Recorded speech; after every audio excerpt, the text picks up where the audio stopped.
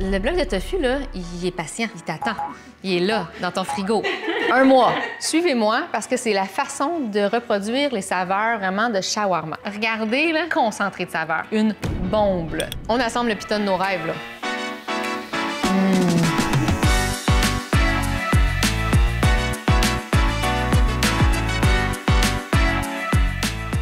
Salut tout le monde! Moi, je me suis donné comme mission avec ma chaîne YouTube de vous faire manger moins de viande, de vous faire manger plus souvent végé et que ce soit pas plate, que ce soit gourmand, tripant. Et là, aujourd'hui, j'ai la recette parfaite pour ça. On se fait un shawarma végé. C'est du tofu. Puis le tofu, moi, j'aime ça le réinventer à l'infini. Et là, cette fois-ci, là, vous allez voir, savoureux, super goûteux. On part ça. Le tofu, je le choisis évidemment toujours québécois. Moi, je suis un Canadien québécois. C'est un incontournable. Il n'y a aucune raison qu'on ait cherché du tofu étranger parce qu'on est des super producteurs de soya au Québec, puis on fait du super bon tofu. Ça nous prend un tofu extra ferme, donc vraiment un tofu là, qui va nous permettre là, de reproduire le shawarma. Tu sais, le shawarma, c'est le libanais, quand on va manger là, le shitaouk, les viandes qui tournent sur la broche puis qui cuisent longtemps. Là, c'est une version express. On a notre tofu qui va être prêt en 10 minutes. Vraiment, on économise beaucoup de temps quand on va dans le végé. Puis ça, c'est un avantage. Tu sais, des fois, on se dit « Ah, pourquoi je mangerais végé? » Parce que je suis pressée. C'est quand même une logistique de cuisiner de la viande. Si on l'achète, bien, il faut la manger en dedans de 2-3 jours. Le bloc de tofu, là, il est patient. Il t'attend. Il est là, dans ton frigo. 1 mois. Tu peux l'acheter. 1 mois de temps, il est là, puis là, il est là. Quand est-ce qu'elle va me cuisiner? Et quand tu décides que c'est son moment, ben il est là, puis 10 minutes plus tard, il est dans ton assiette. Fait que c'est la beauté de manger végé. Argument de plus. Alors là, ce tofu-là, je veux le couper en 2, comme ça, sur l'épaisseur. Pour faire notre petit souper, on en a assez d'un demi-bloc, super économique, puis en même temps, super protéiné aussi. Le tofu, là, dans le passé, je l'ai déjà coupé, je l'ai déjà déchiré, je l'ai déjà râpé, et là, je vais l'éplucher. Ça, c'est une super belle façon d'avoir du croustillant, d'avoir de la saveur, puis d'économiser sur le temps de cuisson. Ça va être vraiment express. Et le meilleur truc, là, c'est d'y aller avec l'économe. Donc ça, c'est avec mon économe. Mais on peut prendre un petit couteau puis y aller vraiment, tu sais, finement. On vise le millimètre, là, mais tu sais, on y va doucement. C'est un petit peu plus épais au couteau, mais on va juste ajouter un petit peu de cuisson. Ce qui reste de l'autre bout de tofu, on le met au frigo. Mon truc, c'est de le mettre dans l'eau. On met dans un contenant, là, on remplit ça d'eau, on change l'eau aux 2-3 jours, là, puis le tofu, il va vraiment bien se conserver. Parce qu'une fois qu'il est sorti de son emballage sous vide, là, ça se conserve plus 1 mois. C'est vraiment dans les prochains jours que vous allez devoir le cuisiner. Ça se congèle. Belle idée parce que quand on le congèle, il devient plus poreux. Puis ça absorbe la vinaigrette, la marinade encore mieux après. Fait que c'est une façon de ne pas le gaspiller. Ça, c'est comme ça. Puis là, je vais juste les répartir le mieux que je peux. Fait que là, on s'entend que c'est des bandelettes de tofu. Ça goûte rien.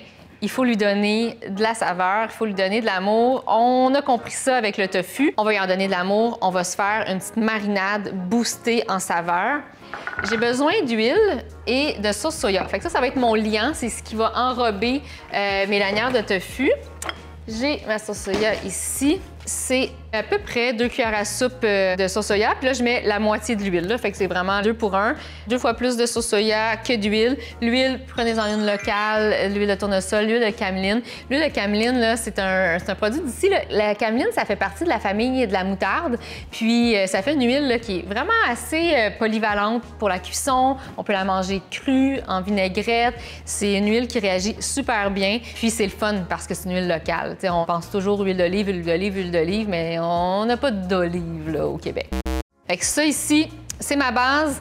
Je vais y ajouter plein de saveurs. Chose que j'adore dans ma cuisine ici et qui n'est pas comme ça à la maison, c'est mon tiroir à épices parfaitement rangé. Et j'ai tout. Nommez-moi une épice, là. Safran. Safran, j'en ai. Colombo aussi, j'en ai. Hey, la martiniquaise, là! Essaye pas! Tu pensais m'avoir, hein? Va falloir que tu te lèves plus tôt, Diane! Plus tôt! Donc là, j'ai sorti cannelle, origan, gingembre et curry. Ça a l'air bien random comme choix d'épices, là. Tu sais, ça part de gauche à droite, mais suivez-moi parce que c'est la façon de reproduire les saveurs vraiment de shawarma. Fait que là, gingembre, je mets une demi-cuillère à thé, comme ça. Ploup. Cannelle aussi. Et là, origan et curry, je vais en mettre une cuillère à thé, mais comme je n'aime pas faire la vaisselle, je reprends la même mesure, mais je vais juste en mettre 2 fois. Hein? Mathématiques 101. De toute façon, toutes les mesures sont dans la recette, alors vous pouvez vous rendre sur mon site Internet. L'adresse est juste ici, en dessous, et puis vous allez pouvoir avoir vraiment les ingrédients, la méthode, plein de conseils, plein de notes. Alors faites juste écouter et relaxer.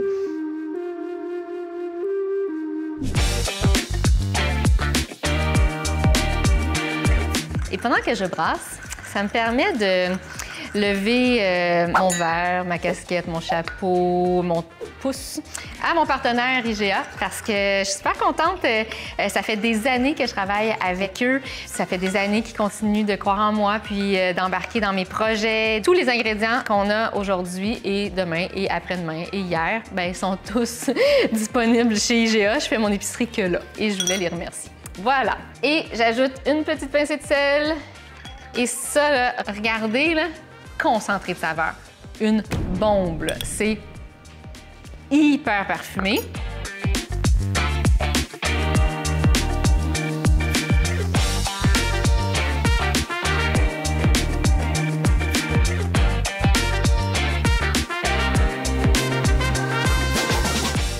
Regardez, ça arrive pile poil. Cela s'en va dans le four. Alors, c'est à 450, puis ça prend 8 à 10 minutes à peu près, là. Fait que c'est vraiment rapide. Si je veux avoir une double recette, donc si je veux couper le bloc au complet, j'y vais dans 2 plaques. Je double tous mes assaisonnements, donc huile, sauce soya et épices. Et puis, je mets ça sur 2 plaques. À la mi-cuisson, j'inverse les plaques, donc celle du haut s'en va en bas et vice-versa pour avoir la même croustillance dans les 2 plaques. On a juste ça à laver jusqu'à date. Là. On est vraiment contents. Ah, ça et ça, c'est tout. Je n'aime pas faire la vaisselle. Puis là, ce que j'ai ici, c'est mon restant de taboulé. On peut mélanger une tomate fraîche avec un petit oignon, avec du persil. Si on veut mettre un petit peu de couscous ou un petit peu de semoule, on en met plein de jus de citron, un petit filet d'huile. On peut l'acheter tout fait aussi. Si on est pressé puis qu'on n'a pas eu ce petit lunch-là, on l'achète. Si vous l'achetez, regardez la liste des ingrédients. Plus elle est courte, plus elle est composée de mots que vous connaissez puis d'ingrédients que vous auriez utilisés vous-même pour faire votre taboulé, mieux c'est. J'ai passé beaucoup de temps sur ce taboulé, mais il n'est même pas obligatoire dans la recette. C'est comme je l'avais. Ça, c'est mon petit houmous. Moi, j'ai ma recette que je fais depuis des années. Une canne de pois chiches, du tahini, du jus de citron, de l'ail, du cumin, bisous dans mon robot. Ça pourrait, hein? T'aimerais-tu ça? J'aimerais bien ça. T'aimerais bien ça?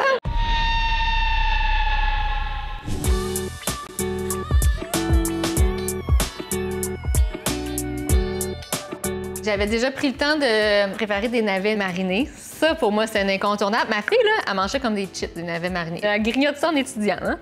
Ouais, je la comprends, c'est bon. Des petits piments forts. Moi, j'aime ça. Moi, j'aime ça quand c'est il y a un petit kick. Puis le petit piment fort, on dirait que ça fait restaurant. Tu sais, ils mettent tout le temps ça là, dans ton assiette de pita shawarma, puis j'adore ça. Là, ça prend des pitas, mais ça prend vraiment des pitas souples, là, parce qu'on veut les rouler, puis on veut pas qu'ils déchirent. Fait qu'on veut vraiment là, que ce soit là, du beau pita frais. Là. Je pense que j'ajouterais même une petite tomate. Camille, je peux-tu défaire ton décor? Ah, je l'ai. OK, bon, tomate.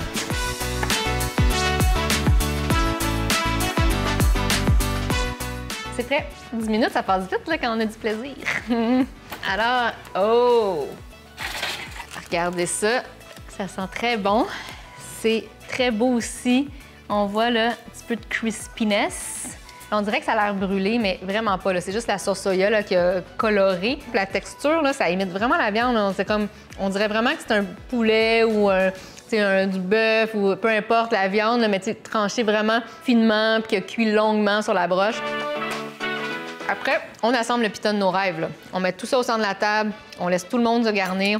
Moi, j'y vais avec une généreuse dose. Au resto, là, ils prennent leur pita, là, ils ouvrent, là, ils mettent ça dedans, là, ils ferment la pochette.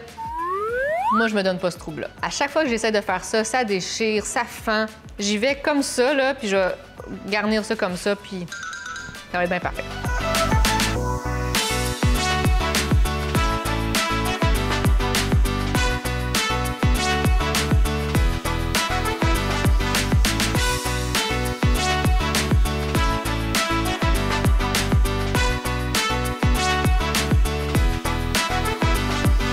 L'idée, là, c'est que ça déborde. Si c'est trop sage puis que ça sort pas de partout, c'est pas réussi. Il faut vraiment que ce soit costaud, que ça soit gourmand. Mais regardez-moi ça, là. On l'a, là.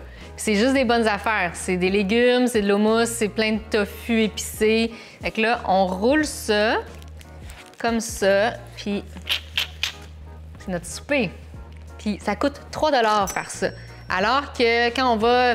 Vous les connaissez, là, les restaurants de fast-food libanais, bien, ça coûte 10 $ à peu près. Tu sais, 10, 11, 12, là, ça dépend d'une place à l'autre, mais on est vraiment dans le 3 fois moins cher, puis dans pas mal meilleur, là. Les garnitures, la fraîcheur, la qualité des ingrédients, puis c'est probablement fait avec des choses que vous avez déjà dans le frigo. C'est moins long que de sortir de la maison, d'aller au restaurant et de revenir.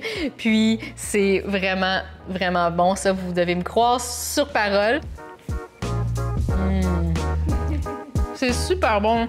On a toute la petite viande de tofu. Tous les ingrédients, c'est écœurant. Là, la recette, elle est toute sur mon site.